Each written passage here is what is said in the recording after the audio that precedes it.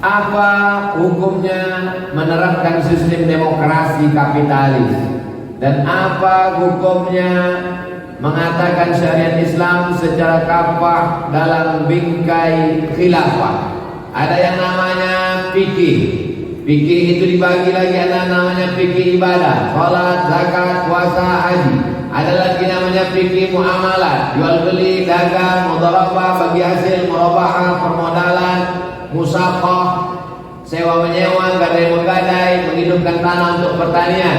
Ini namanya fikih muamalah, ekonomi. Ada lagi namanya fikih jihad. Siapa yang akan diangkat menjadi panglima jihad? Siapa yang itu kafir harbi, siapa kafir zimmi? Siapa yang non muslim tapi tetap dijaga darahnya?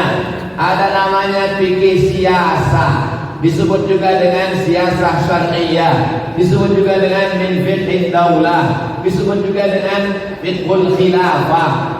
Ditulis oleh ulama mazhab Syafi'i, meninggal 450 Hijrah. Namanya Imam penarang kitab Al-Hawi Al-Kabir. Itulah dia kitab yang ditulis berjudul Al-Ahkam As-Sultaniyah, Imam Al-Mawardi. Al-Ahkam, hukum-hukum As-Sultaniyah, tentang kekuasaan. Bagaimana cara mengangkat pemimpin? Wa amruhum syura bainahum, bermusyawarah. Bermusyawarah di antara kita. Bagaimana cara mengangkat ulil amri?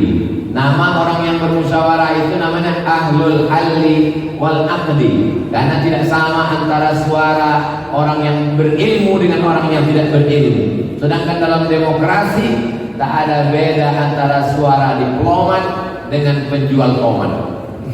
Penjual tomat yang tersinggung. Ditakut saya asosiasi penjual tomat melaporkan saya. Itu sekedar perumpamaan saja. Maka orang-orang yang berilmu, orang-orang yang cendekiawan, orang-orang yang alim ulama bermusyawarah untuk mengangkat pemimpin.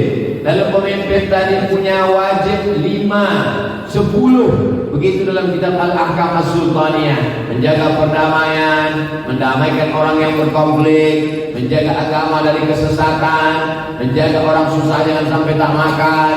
Itulah mengapa para sahabat berkumpul di Saqifah Bani Sa'idah.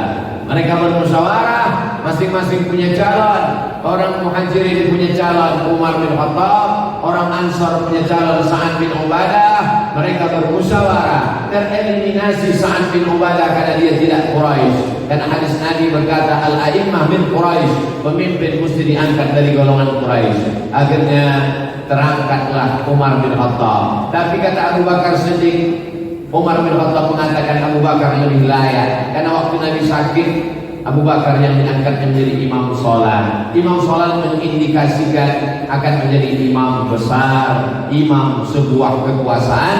Diangkatlah Abu Bakar Siddiq. Meninggal Abu Bakar berwasiat, kalau aku meninggal nanti akan naik Umar. Umar pun naik. Meninggal Umar bin Khattab, Umar tidak meninggalkan wasiat. Sahabat berkumpul bermusyawarah. Lalu kemudian tinggal 6 orang menetapkan, naiklah Utsman bin Affan.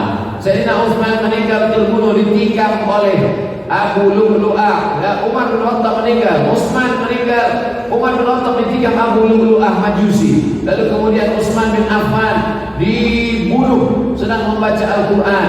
Lalu kemudian bermusyawarah, diangkatlah Sayyidina Ali. Islam tidak ada mengangkat anak setelah orang tua meninggal, sistem monarki. Bahkan Nabi mengatakan lan yufliha qaumun wallau amrahum imra'ah, tidak akan berkuasa, tidak akan menang kalau suatu negeri itu mengangkat anak sebagai pemimpin. Karena ketika itu ada seorang raja di Persia, gelarnya Kisra, gelarnya Syah raja di raja, meninggal, diangkat anak perempuannya namanya Buran. Padahal dia tidak punya kecakapan politik, dia tidak ahli apa-apa, tapi diangkat juga. Islam datang untuk menebarkan firman Allah, wa amruhum syura bainahum, bermusyawarah. Adapun zaman sekarang, bagaimana cara bermusyawarah? Orang dipanggil datang ke tempat pemilihan untuk mengambil kertas, dicoblos. Maka kata Syekh Yusuf Al-Qaradawi dalam kitab Min Fiqh Daulah, sampulnya berwarna hijau tua, dicetak oleh Darus Syuruk Beirut, Lebanon. Kalau ada yang warna sampulnya lain berarti bukan buku saya.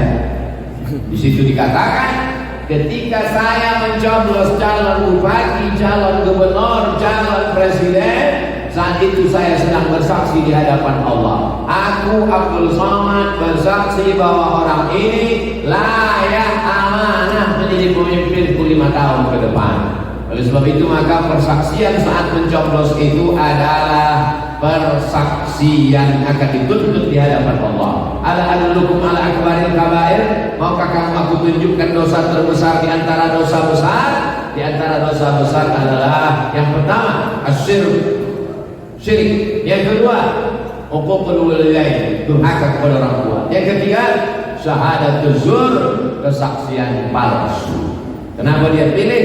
Karena tadi pagi habis sholat subuh dapat serangan fajar, kena sawer 100.000. Insya Allah jamaah ini kalau dikasih 100.000 tidak akan berkhianat.